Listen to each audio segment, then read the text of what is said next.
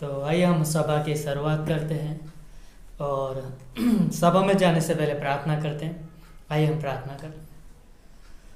पवित्र हमारे जीवित और महान परमेश्वर पिता, आपके अनुग्रह के लिए, आपकी दया के लिए, आपकी विश्वास योग्यता के लिए हम आपका धन्यवाद देते प्रभु कि आप महान परमेश्वर हो, स्वर्गों के स्वर्ग में विराजमान हो, आप जीवित परमेश्वर हो और प्रभु आपकी महिमा अपरंपार है पिता परमेश्वर। और धन्यवाद देते यीशु मसीह कि आप आराधना के योग्य परमेश्वर हो, आप धन्यवाद के योग्य परमेश्वर हो, आप स्तुति प्रशंसा के योग्य परमेश्वर हो, क्योंकि आप राजाओं के राजा हो और प्रभुओं के प्रभु हो, आप सर्वोच्च परमेश्वर हो। इसलिए हम आपका धन्यवाद देते हैं। होने देना पिता परमेश्वर, आज की इस सभा को हम आपके हाथों में सौंपते प्रभु। आज की सभा की अगुवाई आप करना, आप हमसे बातें करना प्रभु, और होने देना पिता परमेश्वर हमारे जीवन से आपकी महिमा बढ़ाए हो, वैसे हमारी खास प्रार्थना पिता। धन्यवाद करते पिता परमेश्वर, इस सभा को हम आपके हाथों में सौंपते हैं। आप हमारा मार्गदर्शन बनना पिता परमेश्वर, वैसे हमारी प्रार्थना पिता। जो भी हम गाने गाएंगे पिता परमेश्वर, और जो भी वचन सुनेंगे, जो भी प्रार्थना करेंगे, सारी बातों के द्वारा सिर्फ और सिर्फ आपकी महिमा हो, आपका नाम को ऊंचा उठाए, आपके स्वभाव को ऊंचा उठाए प्रभु, और आपको आदर दे पिता परमेश्वर, वैसी हमारी प्रार्थना पिता। धन्यवाद देते पिता परमेश्वर। आगे का हर एक समय आपके हाथों में सौंपते हैं। आप हमारी सहायता करना, मदद करना प्रभु। धन्यवाद करते हैं। आगे का हर एक समय आपके हाथों में सौंपते हुए ये प्रार्थना यीशु मसीह के नाम से मांगते हैं, आमीन।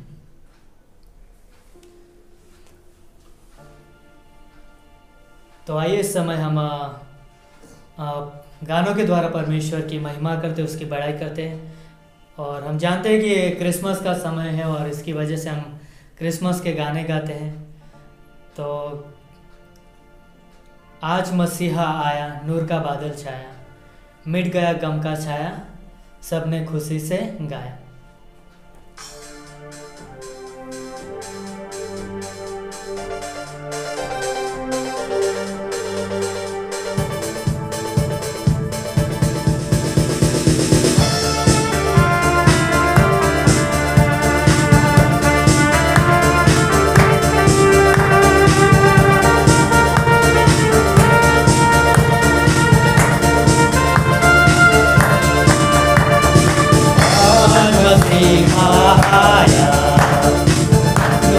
बादल छाया, मिट गया गम का छाया, सबने खुशी से गाया।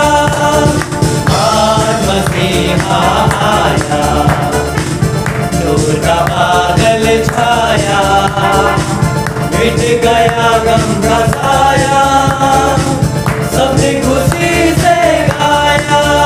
Happy Christmas to you, Merry Christmas to you, Happy Christmas to you, Merry Christmas to you।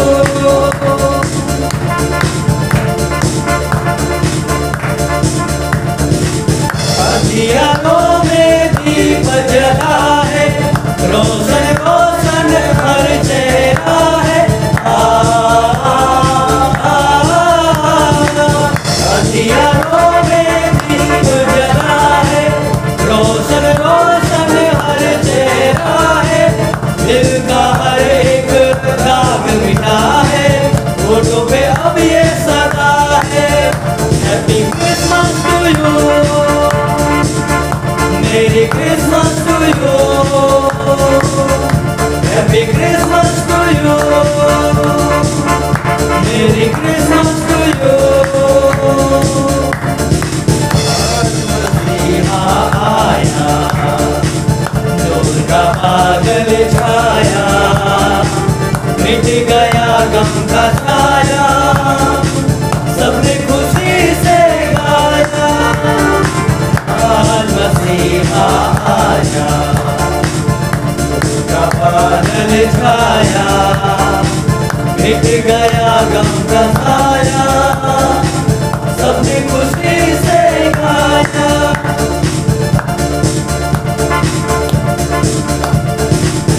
I'm ready to बांटने निकलो, प्यार मोहब्बत बांटने निकलो। अम्बे की दौलत बांटने निकलो, प्यार मोहब्बत बांटने निकलो। भूल के बातें सब नफरत की एक दूजे से कहो। Happy Christmas to you, merry Christmas to you, happy Christmas to you, merry Christmas to you. आज मसीहा आया, नूर का बादल छाया, मिट गया गम का साया, सबने खुशी से गाया। आज मसीहा आया, नूर का बादल छाया, मिट गया गम का साया, सबने खुशी से गाया।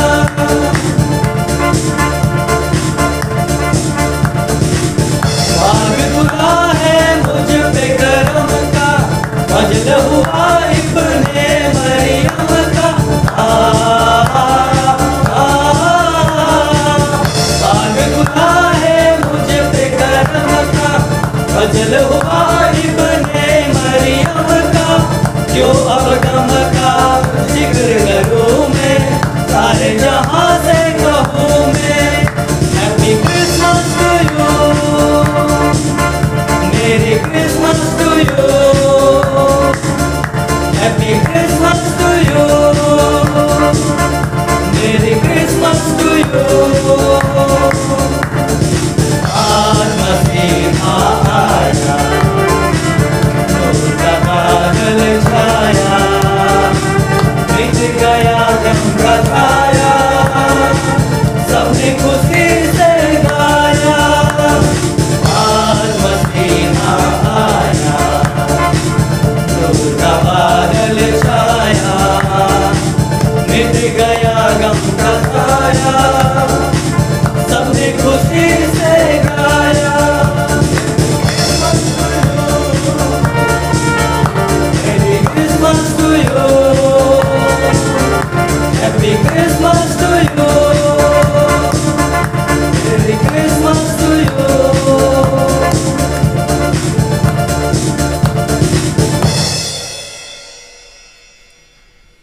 ओ आकाश सूर्य चंद्रमा स्तुति करो सारा ब्रह्मांड।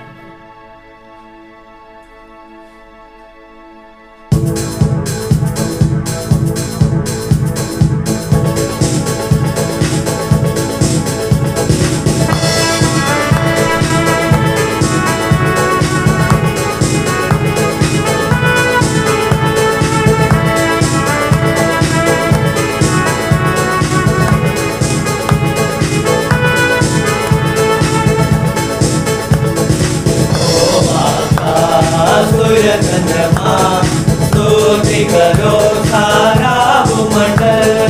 ओ आकाश सूर्य चंद्रमा स्तुति करो सारा भूमंडल।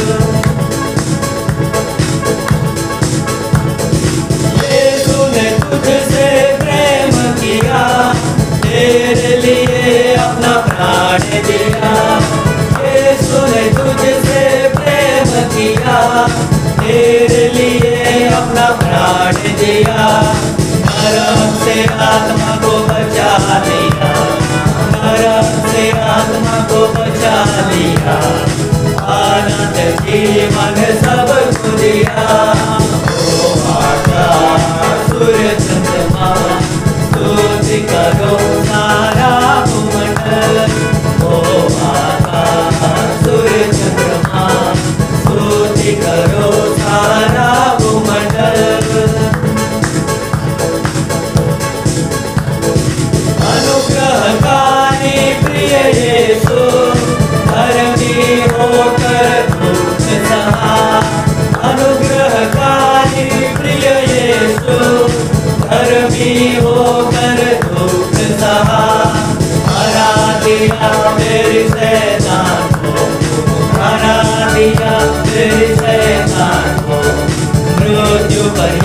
यीशु विजय हुआ। ओ आकाश सूर्य चंद्रमा स्तुति करो सारा भूमंडल। ओ आकाश सूर्य चंद्रमा स्तुति करो सारा भूमंडल। दूतों ने सुनाया सुसमाचार, यीशु जी उठा है जरूर। दूतों ने सुनाया सुसमाचार, यीशु जी उठा है जरूर।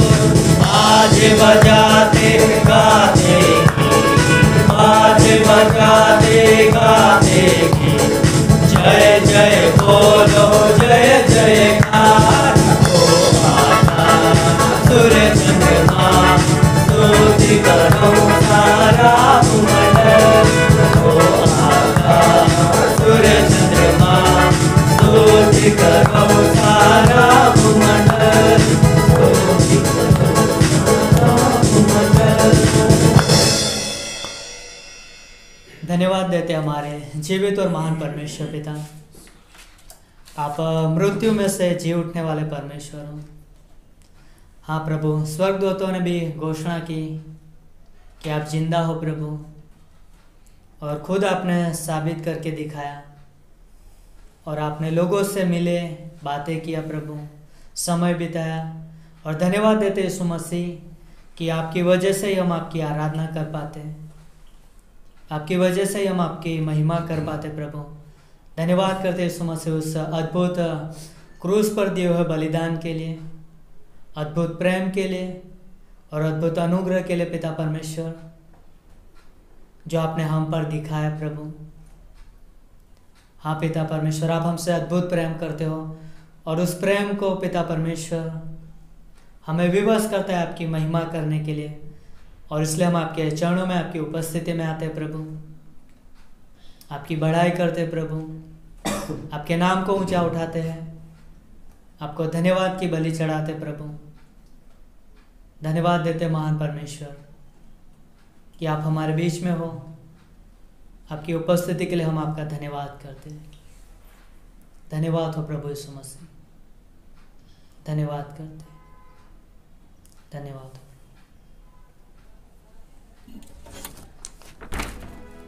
आए हैं हम तेरे चरणों में लेकर स्तुति।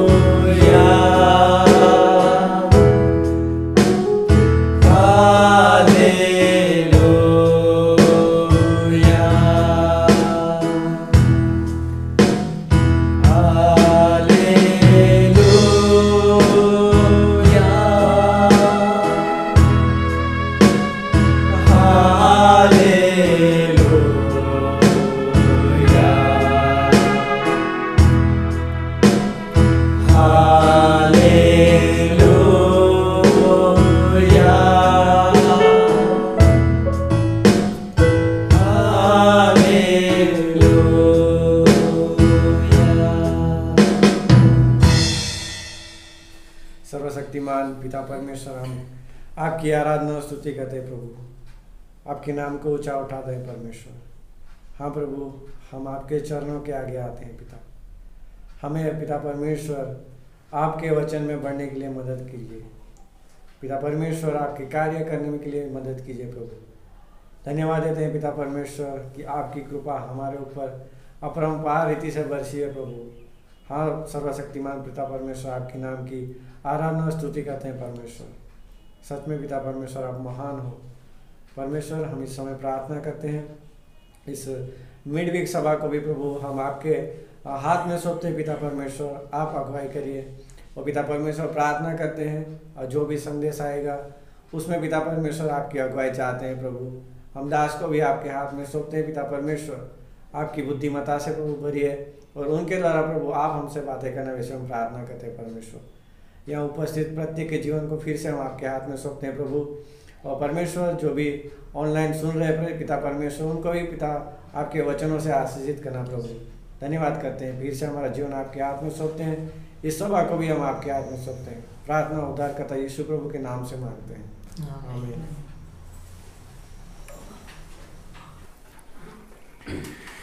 ओके, ग्रेटर ग्रेस झालोद कलीसिया में आप सभी का स्वागत है। क्यों ना हम परमेश्वर के लिए और हम सभी के लिए क्यों ना हम जोर से ताली बजाएं और धन्यवाद दें इस समय। तो यदि आप हमारे साथ पहली बार मिडवीक सभा में ऑनलाइन जुड़े हैं तो आपका स्वागत है इस सभा में फिर से एक बार।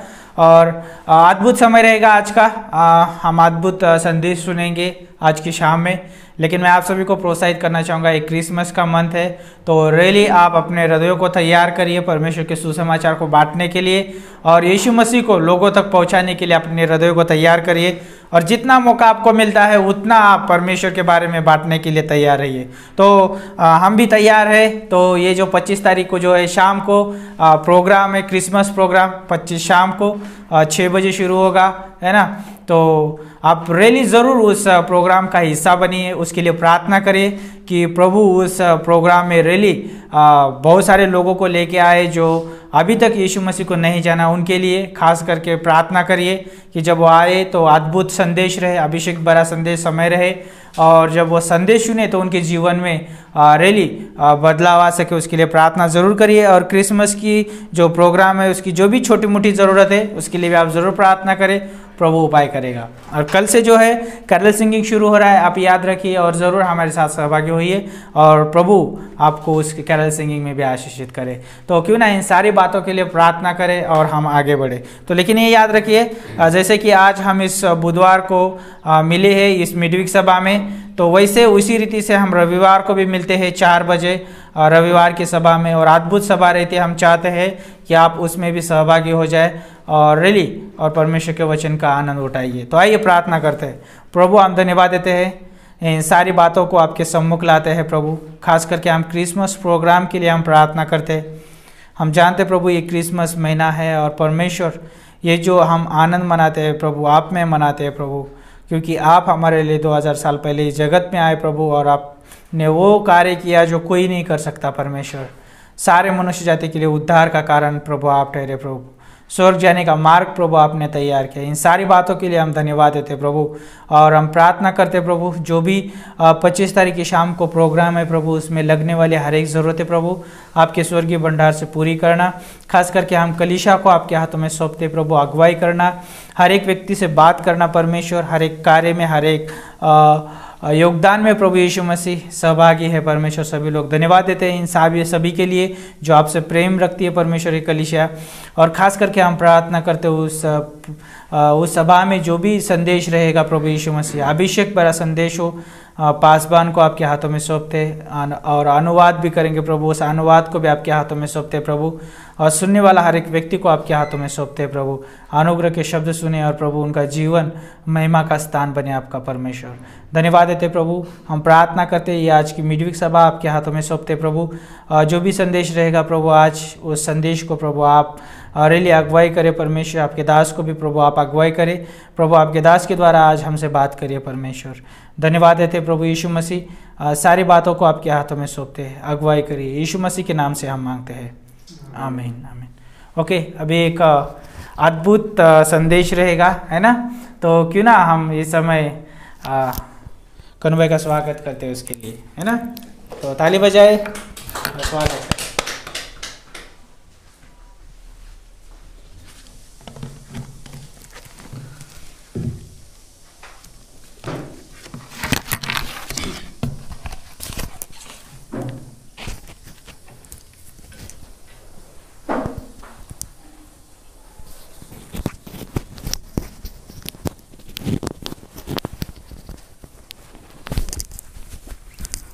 तो मेरे साथ निकाल सकते हो मत्ती की किताब उसका 11वां अध्याय,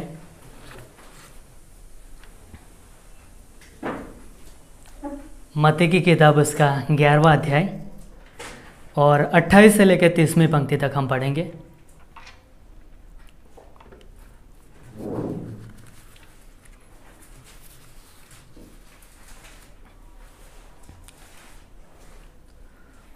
तो यहाँ पर इस प्रकार से लिखा है, हे सब परिश्रम करने वालों और बोझ से दबे हुए लोगों, मेरे पास आओ, मैं तुम्हें विश्राम दूंगा। मेरा जुआ अपने ऊपर उठा लो और मुझसे सीखो, क्योंकि मैं नम्र और मन में दीन हूँ, और तुम अपने मन में विश्राम पाओगे, क्योंकि मेरा जुआ सहज और मेरा बोझ हल्का है। प्रार्थना करते हैं। धन्यवाद करते हमारे महान सृष्टिकर्ता परमेश्वर, आप हमारे जीवन के हर एक बोझ को प्रभु उठाने वाले परमेश्वर हो, और इसलिए आप लोगों को अपने पास बुलाते हो प्रभु, और उनके बोझ को उठाकर पिता परमेश्वर आप उन्हें विश्राम देते हो। और धन्यवाद देते पिता परमेश्वर कि आप हमारी चिंता करते हो और आप अपने लोगों के लिए खड़े भी रहते हो, इसलिए हम आपका धन्यवाद देते हैं। और होने देना पिता परमेश्वर, इन बातों को हम सीख पाए प्रभु, आप जो हमें सिखाना चाहते प्रभु, होने देना आज के वचन के द्वारा आप हमसे बातें करना, वैसे हमारी प्रार्थना पिता। धन्यवाद देते हैं। आगे का हर एक समय आपके हाथों में सौंपते हैं। ये प्रार्थना यीशु मसीह के नाम से मांगते हैं, आमीन। तो जैसे हमने यहाँ पर पढ़ा और बहुत ही एक अद्भुत वचन है ना, कि यीशु मसीह मतलब लोगों को अपने पास बुला रहा है। और यीशु मसीह यहाँ पर लोगों से कह रहा है, क्योंकि यीशु मसीह ने बहुत सारे लोगों को देखा और बहुत सारी भीड़ थी, और इतनी भीड़ थी बहुत सारी जिनके पास कोई अगुवा नहीं था ना, वो भटकी हुई थी, वो भीड़ खोई हुई थी। उनके पास कोई ना तो कोई अगुवा है, ना तो कोई चरवाहा है, ना तो कोई उनका मार्गदर्शन करने वाला है ना, कोई भी नहीं है। और यीशु मसीह ने मतलब कि जब खोई हुई भीड़ों को देखा तो मतलब उन पर वो तरस खाता था। और हम जानते हैं कि परमेश्वर का तरस खाना उसका करुणा से भरा हुआ प्रेम है ना, और वो प्रेम मतलब कि खोए हुए लोगों के प्रति प्रेम है। और परमेश्वर खोए हुए लोगों से बहुत प्रेम करता है, और इसलिए यहाँ पर यीशु मसीह लोगों को निमंत्रण दे रहा है, और यीशु मसीह लोगों को अपने पास बुला रहा है। और यीशु मसीह कहते हैं कि हे सब परिश्रम करने वालों और बोझ से दबे हुए लोगों, मेरे पास आओ, मैं तुम्हें विश्राम दूंगा। है ना, कितनी अद्भुत बात है कि यहाँ पर परमेश्वर बुला रहा है लोगों को, और इसलिए बुला रहा है कि वो विश्राम देना चाहता है। और हम जानते हैं कि परिश्रम है ना, जब लोग परिश्रम करते और परिश्रम के कारण लोग थक जाते है ना, परिश्रम के कारण, और उसकी वजह से हम देखते हैं कि लोग बहुत मतलब थकने के कारण मतलब कि एकदम ये हो जाते हैं, कमज़ोर हो जाते हैं, है ना, आत्मिक रीति से देखो या शारीरिक रीति से देखो। लेकिन हम देखते हैं कि जब वो व्यक्ति कोई परिश्रम करता है तो परिश्रम की वजह से व्यक्ति थकान महसूस करता है ना, थक जाता है। हम देखते हैं कि खेत में लोग काम करते हैं, है ना, खेती बाड़ी में काम करते हैं, और वो लोग भी मतलब कि काम, एक समय आता है कि वो काम करते करते थक जाते हैं, उनको भी विश्राम चाहिए, आराम चाहिए, है ना। कई बार कुछ लोग चलो ऑफिस में काम है, बैठे बैठे भी काम करना रहता है, लेकिन फिर भी बहुत सारी चीज़ों से वो थकान लगती है ना। कई बार आराम करते करते भी थकान लगती है ना। तो जिनको थकान लगता है उनको विश्राम की ज़रूरत होती है। और यहाँ पर जैसे कि लिखा गया है कि हे परिश्रम करने वालों, तुम मेरे पास आओ, मैं तुम्हें विश्राम दूंगा। और यहाँ पे एक चीज़ ये भी है कि बोझ है ना, बोझ भी थका देता है ना। कई बार कुछ चीज़ें ऐसे जैसे कि सिंपल साधारण चीज़ें भी ले लो, यदि किसी को बोलो कि थोड़ा पानी हाथ में ले लो, और पानी हाथ में लेकर थोड़ी देर के लिए आप वहाँ पे खड़े रहो, है ना, थोड़ा समय के लिए वो ऐसे खड़े रहेंगे, लेकिन समय बीतते जाने पर उसको भी थकान लगेगी, उसको हाथ छोड़ने का मन करेगा, है ना, बोझ लगता है। तो बोझ के कारण लोग थक जाते हैं, परिश्रम करने के कारण लोग थक जाते हैं।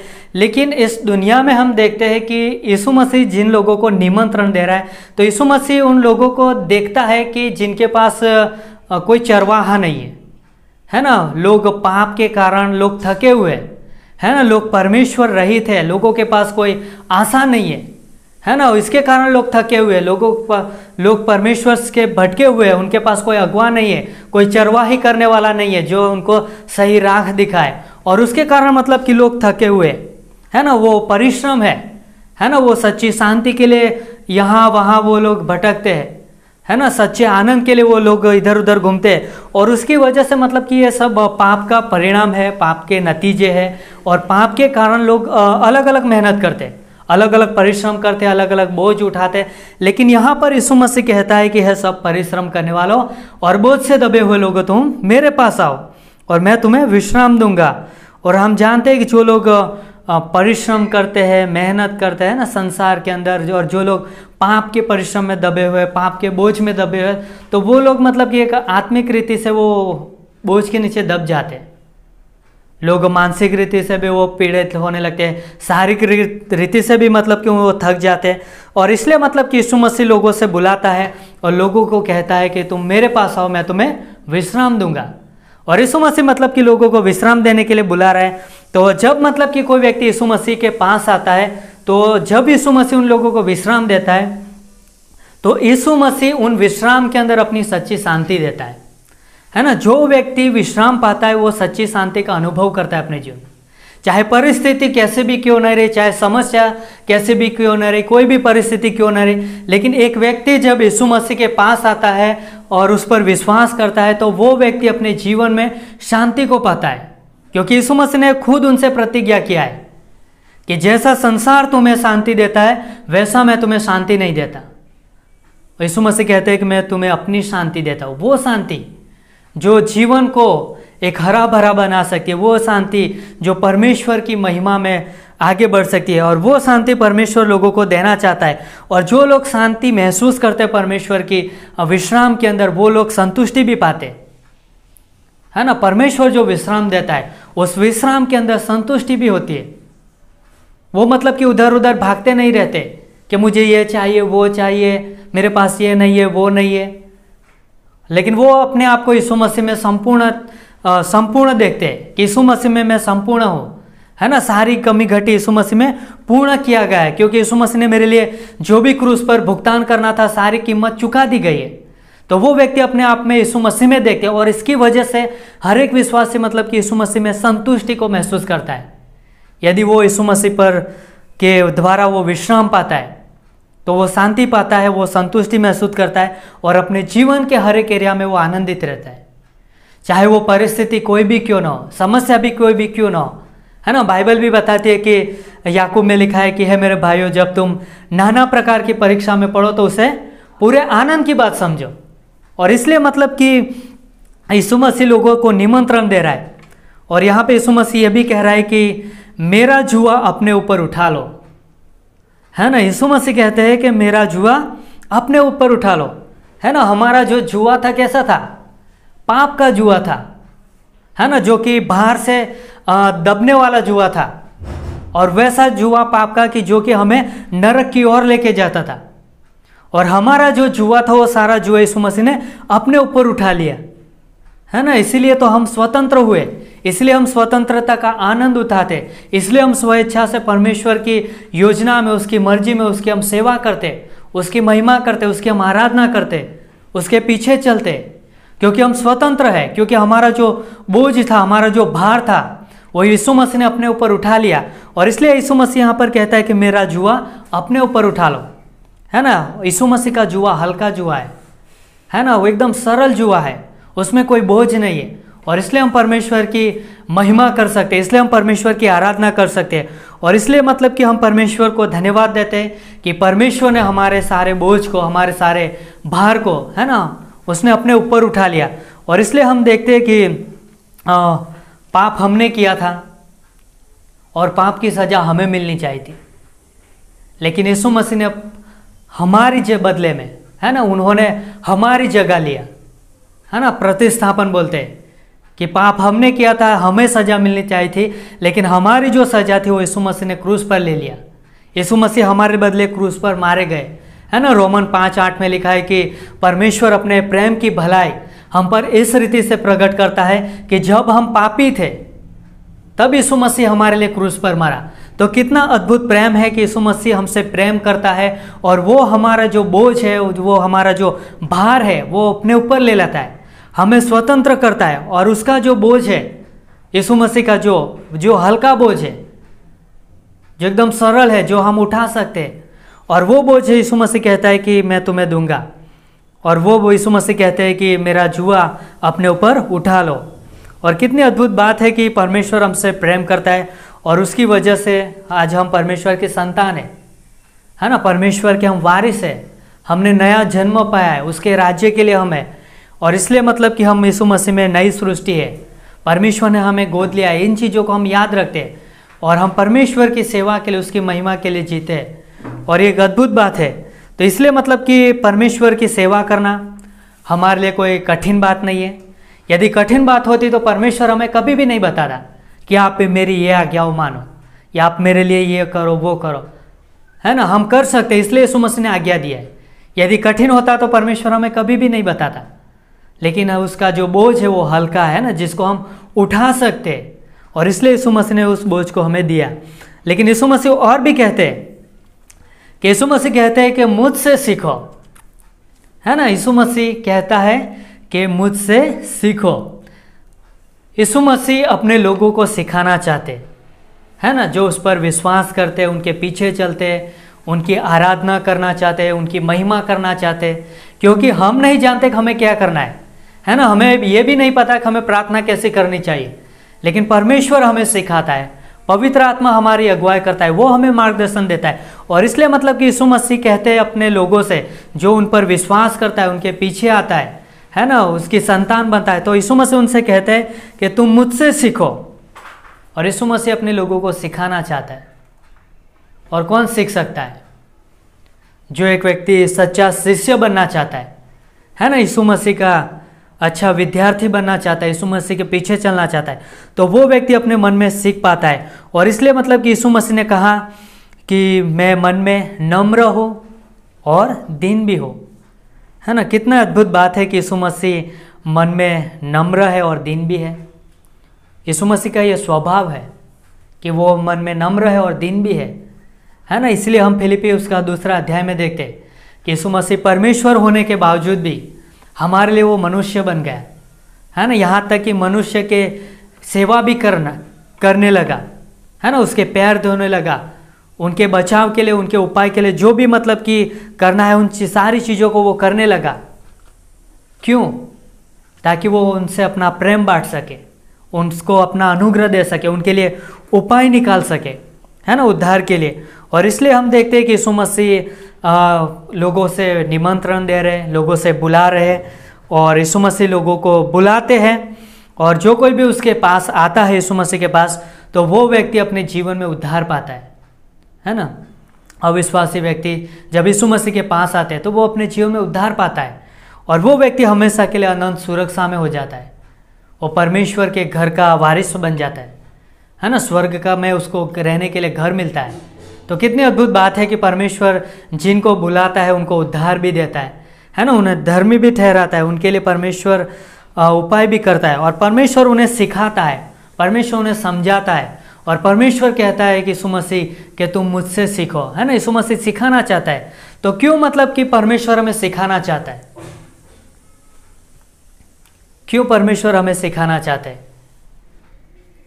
क्योंकि परमेश्वर चाहता है कि उसकी जो संतान है, जो उसके नाम से जाने जाते, वो उस पर उसके बारे में जाने, परमेश्वर के बारे में, कि परमेश्वर का स्वभाव कैसा है।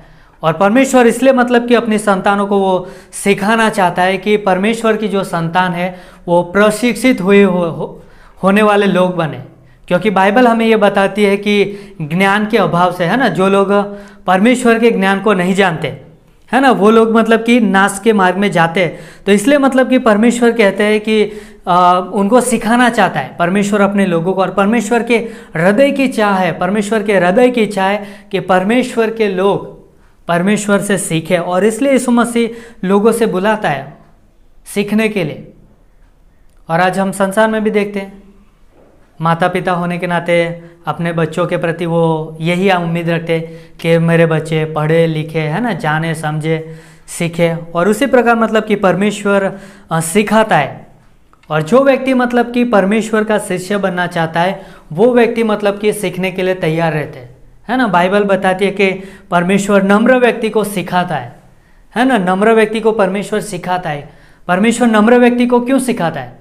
क्योंकि नम्र व्यक्ति जो होता है वो अपना दिल को खुला रखता है ना, परमेश्वर के लिए, ताकि परमेश्वर की जो इच्छा है, परमेश्वर की जो योजना है वो स्वीकार कर सके, है ना। नम्र व्यक्ति खुला रखता है सीखने के लिए अपने हृदय को, और इसलिए परमेश्वर उनको सिखाता है ना, वो परमेश्वर। और क्योंकि नम्र व्यक्ति जो होता है वो हमेशा सीखने के लिए वो तैयार भी रहता है, और परमेश्वर उनके साथ रहता है, और परमेश्वर उन्हें सिखाते हैं। तो हम जानते हैं कि जो व्यक्ति परमेश्वर के साथ रहते हैं वो परमेश्वर के द्वारा सिखाए जाते हैं, है ना। परमेश्वर के द्वारा वो लोग तैयार किए जाते हैं, और परमेश्वर के कार्य के लिए, परमेश्वर की योजना के लिए, उसके मकसद के लिए लोग उपयोग भी होते हैं, जो लोग परमेश्वर के द्वारा सिखाए जाते हैं। यदि सीखे नहीं है तो परमेश्वर के लिए उपयोग नहीं हो पाएंगे, है ना। इसीलिए मतलब कि परमेश्वर अपने पास बुलाता है ताकि लोग सीखे।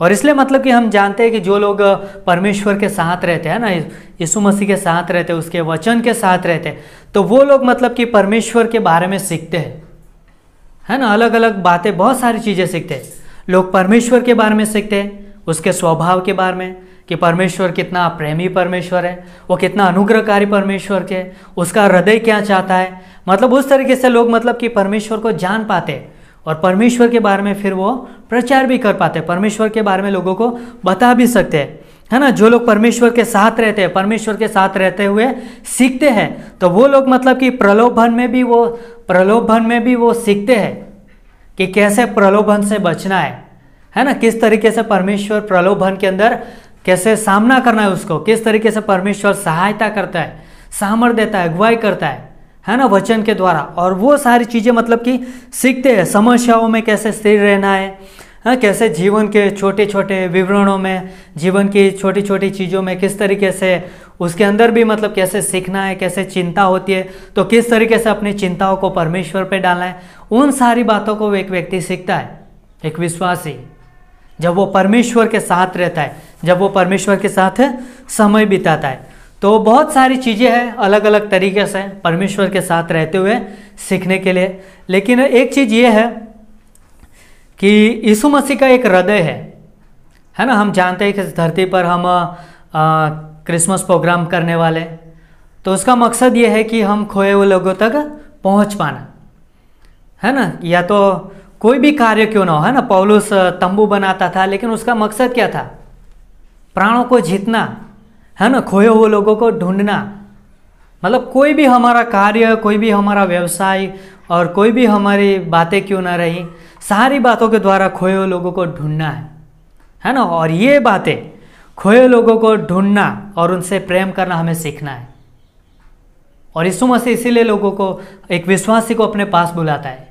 और यीशु मसीह कहते हैं कि मुझसे सीखो, है ना, खोए हुए लोगों को ढूंढना और उनसे प्रेम करना, है ना। ये बात एक विश्वासी को सीखना चाहिए। तो खोए हुए लोगों को क्यों ढूंढना है? क्योंकि परमेश्वर के लिए वो प्राण कीमती है ना। बाइबल हमें बताती है कि यदि कोई व्यक्ति पूरे जगत को हासिल कर ले और वो व्यक्ति अपने प्राण को खोए तो उससे क्या लाभ होगा? कुछ नहीं होगा। भले उसने इस संसार में बहुत कुछ हासिल किया है, लेकिन यदि वो व्यक्ति अपने प्राण को खोता है तो उसको कुछ भी लाभ नहीं होगा। और इसलिए मतलब कि परमेश्वर की नज़रों में हर एक प्राण मूल्यवान है।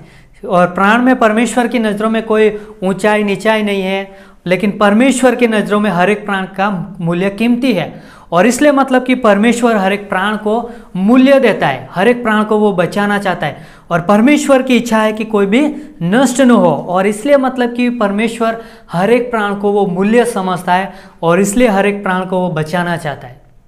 और इसलिए मतलब कि हम जानते हैं कि जिन वस्तुओं को हम मूल्य देते हैं ना, उनको हम संभालते हैं, है ना। जिन वस्तुओं से हम प्रेम करते हैं, है ना, उनको हम सुरक्षा भी देते हैं, उनको हम संभालते भी हैं, उनकी हम चिंता भी करते हैं और उनको हम खोना नहीं चाहते।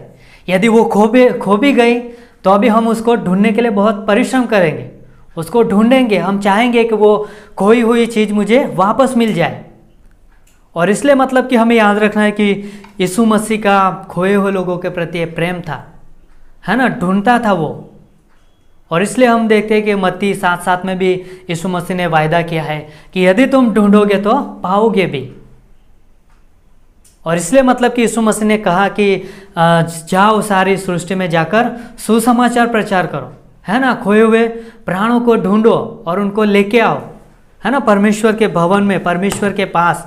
और इसलिए मतलब कि खोए हुए प्राणों को हमें ढूंढना सीखना चाहिए, प्राणों को हमें ढूंढने के लिए, क्योंकि यीशु मसीह का ये हृदय था, खोए हुए प्राणों को ढूंढना। और इसलिए हम देखते हैं कि यीशु मसीह जब लोगों से प्रेम करता था, इसलिए लोगों के पास ढूंढने के लिए उनके पास जाता था, है ना। यीशु मसीह बर्तिमाई के पास गया और बर्तिमाई ने यीशु मसीह को पाया और उसने यीशु मसीह के प्रेम को पाया, यीशु मसीह पर विश्वास किया उसने एक उद्धारकर्ता के रूप में।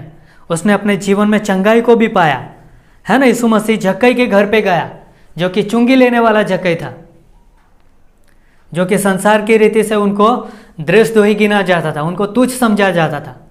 लेकिन फिर भी यीशु मसीह उन लोगों के पास गया उनको ढूंढने के लिए। और हम जानते हैं कि यीशु मसीह जब जक्कई के घर पे जाते हैं और वहाँ पे जाते हैं तो वहाँ पे एक बहुत बड़ा बदलाव आता है ना। यीशु मसीह कहता है कि आज इस घर में उद्धार आया है, क्योंकि ये भी अब्राहम का वंश का था, वो एक खोया हुआ था, अब वो वापस मिल गया। और हम जानते हैं कि जक्कई यीशु मसीह पर विश्वास करता है ना, वो उद्धार पाता है, उनका जीवन बदल जाता है। जो भी उनका पिछला जीवन था, धोखा देना, है ना, चीटिंग करना, सारी बातें वो छोड़ देता है और परमेश्वर के लिए, उसकी महिमा के लिए वो सीखा। और उसने अपने जीवन में निर्णय लिया कि मैं लोगों को चोट नहीं पहुंचाऊंगा। और इसलिए वो अपना 4 गुना चीज़ें जो भी लोगों का लूट लिया था, है ना, 4 गुना वो वापस लौट देता है। किसकी वजह से? यीशु मसीह उनको ढूंढने के लिए गया, है ना, तब वो मिले, है ना। और यीशु मसीह एक सेमोन के घर में गया था, जो कि सेमोन ने निमंत्रण दिया था यीशु मसीह को। लेकिन वहाँ पे एक स्त्री आई जो कि एक वेश्या थी, और वो स्त्री मतलब कि यीशु मसीह के पैर धोने लगी, है ना, यीशु मसीह के पास गई, है ना, क्योंकि उसने अपने जीवन में यीशु मसीह के प्रेम को अनुभव किया था, और उस प्रेम को उस प्रेम वहाँ पर यीशु मसीह तक वो खींच के लेके आई थी। और इसलिए हम देखते हैं कि वो स्त्री भी परमेश्वर यीशु मसीह के प्रेम के द्वारा, है ना, वो क्षमा पाती है। क्यों पाया वो क्षमा? क्योंकि यीशु मसीह वहाँ पर थे, है ना, उसको ढूंढा, है ना। यीशु मसीह सामरी स्त्री के पास गया, है ना, सामरी स्त्री जो कि पाप में थी, है ना, और उसकी वजह से मतलब कि वो ग्लानि में थी, डर में थी, है ना, शर्म में थी। लेकिन यीशु मसीह उनके पास गया, यीशु मसीह ने उनसे बातें किया, है ना, उसने विश्वास किया कि ये तो मसीहा है। और वो सामरी स्त्री ने गांव में भी जाके लोगों को प्रचार किया, है ना, उसी प्रेम को लोगों तक प्रकट किया। वो खोए हुए लोगों तक पहुंची, ढूंढने गई। तो ढूंढना मतलब कि यीशु मसीह का हृदय था, और यीशु मसीह लोगों को ढूंढता था, है ना, लोगों के जीवन को वो छूने के लिए वो तैयार था, है ना। लोग जो खोए हुए थे, जो लोग बीमार थे, है ना, अपनी बीमारियों में पीड़ित थे, यीशु मसीह उन्हें चंगाई देता था। और ये यीशु मसीह क्यों करता था ये सारी चीज़ें? ताकि लोगों को वो ढूंढ पाए, है ना, वो प्रेम दिखाता था, और वो प्रेम के द्वारा लोगों को ढूंढता था, क्योंकि उसका जो हृदय था वो करुणा से भरा हुआ हृदय था। और इसलिए मतलब कि परमेश्वर लोगों को ढूंढता है। तो इसलिए मतलब कि ये चीज़ें हमें सीखना है ना। यीशु मसीह बुलाता है अपने पास कि मेरे पास आओ, है ना, मैं तुम्हें सिखाऊंगा। और यीशु मसीह लोगों को सिखाता है। और इसलिए मतलब कि यीशु मसीह का ये हृदय था खोए हुए लोगों को ढूंढना। और इसलिए मतलब कि हमें भी खोए हुए लोगों को ढूंढना है, क्योंकि परमेश्वर खोए हुए लोगों से बहुत प्रेम करता है, उनकी वो चिंता करता है ना। परमेश्वर उनसे प्रेम करता है। और परमेश्वर का प्रेम हम जानते हैं कि परमेश्वर का प्रेम सीमित नहीं है ना। वो परमेश्वर का प्रेम कोई से भी स्थान में वो चला जाता है। हम जानते हैं कि परमेश्वर स्वर्ग में विराजमान है, और वो परमेश्वर का स्वभाव प्रेम है। लेकिन वो परमेश्वर पापी संसार के मनुष्य से प्रेम करता था, और इसलिए वो परमेश्वर अपना स्वर्ग छोड़कर इस धरती पर आता है। प्रेम की वजह से, प्रेम की वजह से यीशु मसीह इस धरती पर आए, है ना। उसको कोई मतलब रुकावट नहीं बना, प्रेम की वजह से, है ना। हम जानते हैं जगत में कैसा है, जगत पूरा एकदम पसंद ना आए वैसी चीज़ें हैं जगत में, लेकिन फिर भी पवित्र परमेश्वर इस जगत में मनुष्य के बन के रहता है हमारे लिए, है ना, हमें बचाने के लिए, वो प्रेम के खातिर। और हम जानते हैं कि परमेश्वर का जो प्रेम है वो कहीं भी जाता है ना, चाहे वो जंगल हो, पहाड़ हो, चाहे वो समुद्र के भी उस पार क्यों ना हो, परमेश्वर का प्रेम, है ना, परमेश्वर का प्रेम कहीं भी चला जाता है, और परमेश्वर का प्रेम लोगों को बचाता है। तो इसलिए मतलब कि परमेश्वर का प्रेम हमारे पास होता है, तो परमेश्वर का प्रेम ही हमें विवश करेगा, है ना। परमेश्वर का प्रेम ही हमें प्रोत्साहित करेगा कि हमें खोए हुए लोगों तक पहुंचना है, हमें खोए हुए लोगों तक जाना है, और उनको ढूंढना है परमेश्वर के लिए। और इसलिए मतलब कि हम जानते हैं कि यीशु मसीह प्रेम की वजह से ही क्रूस पर बलिदान हुए थे, ना। यीशु मसीह ने हमसे प्रेम किया था, इसलिए वो क्रूस पर अपने जीवन का बलिदान दिया, और वो क्रूस पर मतलब कि वो गए थे। तो ये परमेश्वर का प्रेम ही है जो हमें विवश करता है। और हम जानते हैं कि ये क्रिसमस का जो समय आता है ना, क्रिसमस का भी माहौल चल रहा है, सारी बातें। और उसकी वजह से मतलब कि उसका क्रिसमस का कारण क्या था, रीजन क्या था क्रिसमस का? यही कि खोए हुए को ढूंढना, है ना। स्वर्ग का परमेश्वर ने इस धरती पर जन्म क्यों लिया? खोए हुए को ढूंढने, उनको पाने के लिए, है ना। लूका 19:10 में लिखा है ना कि मनुष्य का पुत्र खोए हुए को ढूंढने और उनका उद्धार करने के लिए आया है ना। तो यही मतलब क्रिसमस का कारण है कि यीशु मसीह ने इस धरती पर जन्म लिया था। और हम जानते हैं कि आज से 2000 साल पहले यीशु मसीह इस धरती पर जन्मे थे। और जो लोग खोए हुए थे ना, ज्योतिष लोग भी यीशु मसीह के पास आते और यीशु मसीह के प्रणाम करते, है ना। गडरिये लोग यीशु मसीह के पास आते, जो खोए हुए लोग थे, स्वर्गदूतों ने उन्हें संदेशा भेजा कि जाओ, आपके लिए एक मसीहा जन्मा है ना, दाऊद के नगर में एक उद्धार करता। और गडरिये लोग भी यीशु मसीह के पास आते, खोए लोग, है ना। तो और इसलिए मतलब कि यीशु मसीह का जन्म हुआ, तो सिमोन ने भी कहा कि ये तो, है ना, मैंने अपने उद्धारकर्ता को देखा है अपनी आंखों से। और वो अपने जीवन में एक संतुष्टि, एक विश्राम महसूस करता है, और वो अपने आप को धन्य कहता है।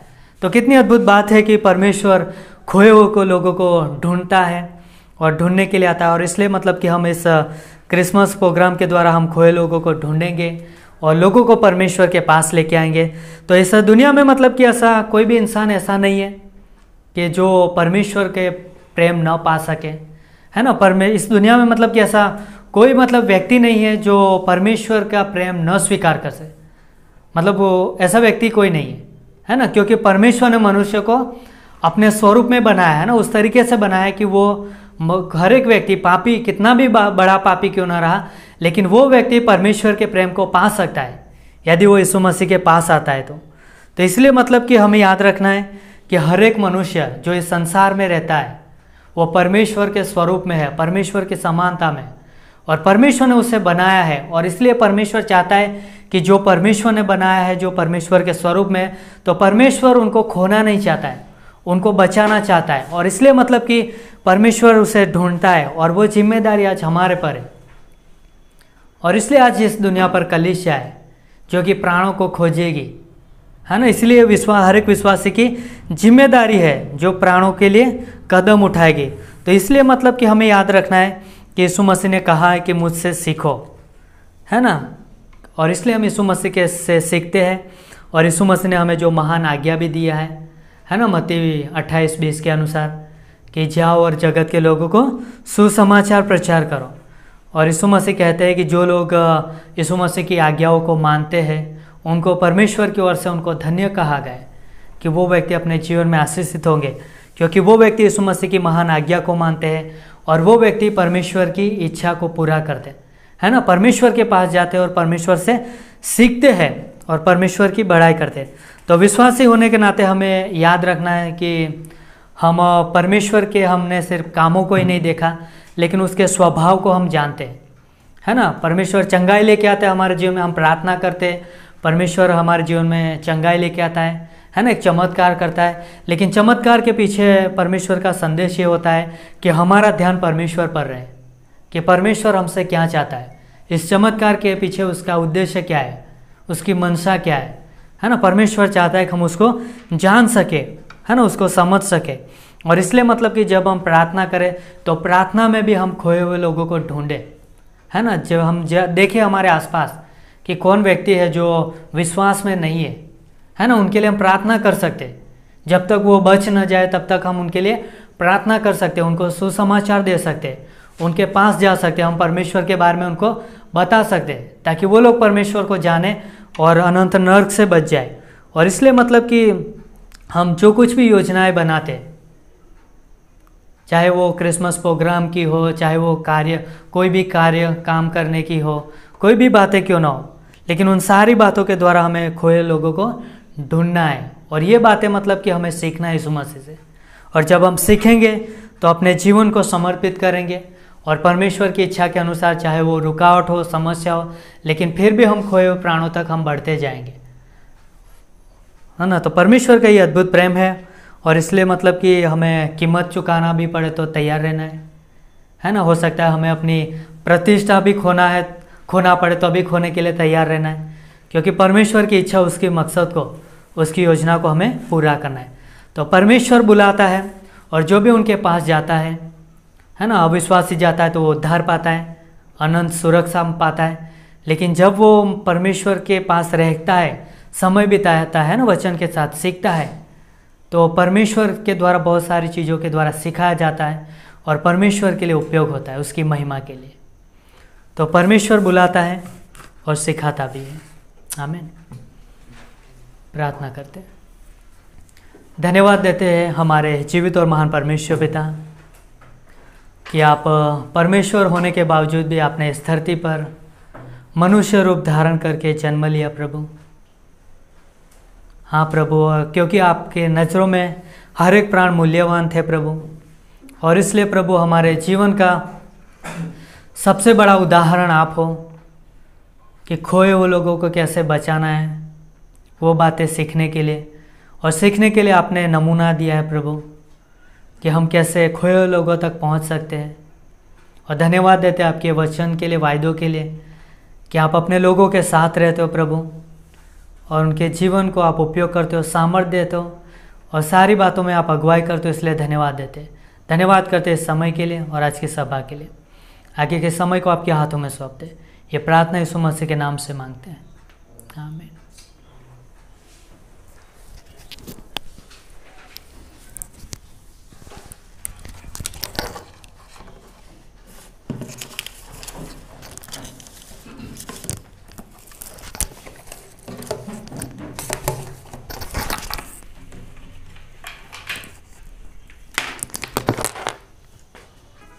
तो आइए इस समय हम अपने इस सभा का हम अंतिम गाना गाते हैं। नीले आसमां के पार जाएंगे मेरा यीशु रहता हुआ।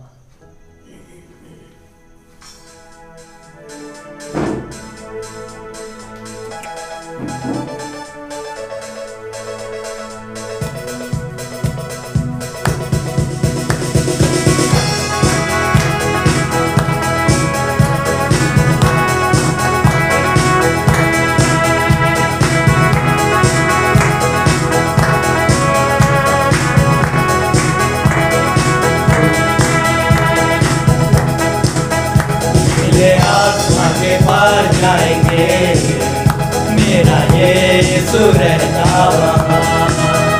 नीले आसमां के पार जाएंगे मेरा यीशु रहता वहाँ। हम मिलेंगे बादलों पर, हम मिलेंगे बादलों पर, देखेगा सारा जहां। नीले आसमां के पार जाएंगे मेरा यीशु रहता वहाँ। नीले आसमां के पार जाएंगे मेरा यीशु रहता वहाँ।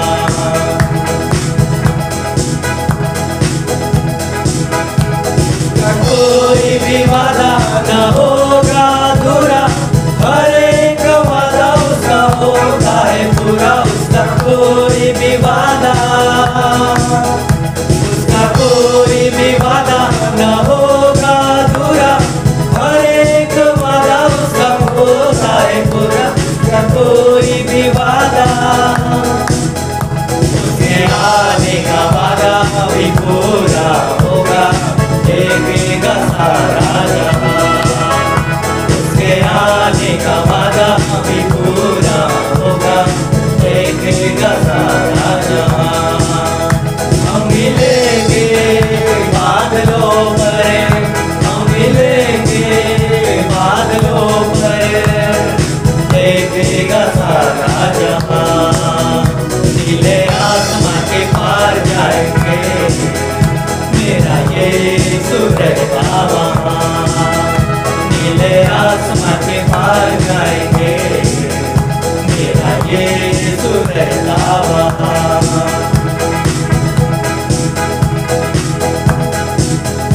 ये विश्वास मेरा जो होगा पूरा, सपना ये मेरा न रहेगा अधूरा। ये विश्वास मेरा,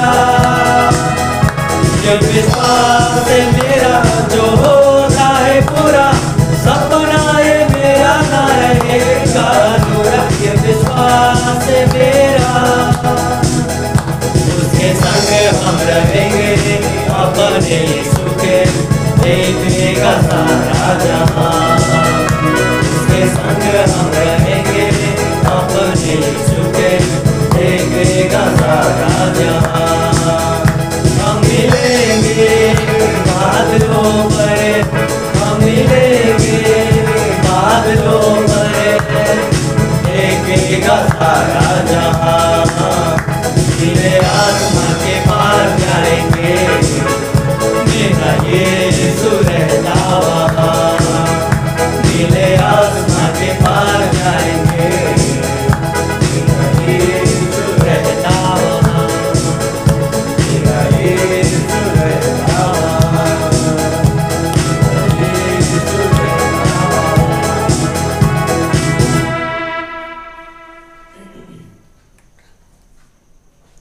प्रभु यीशु मसीह, हम आपका फिर से एक बार धन्यवाद देते हैं।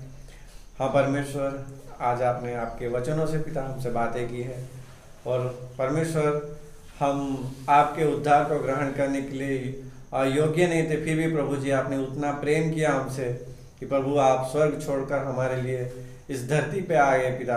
और प्रभु हमारे लिए आपका पवित्र लहू बहाया।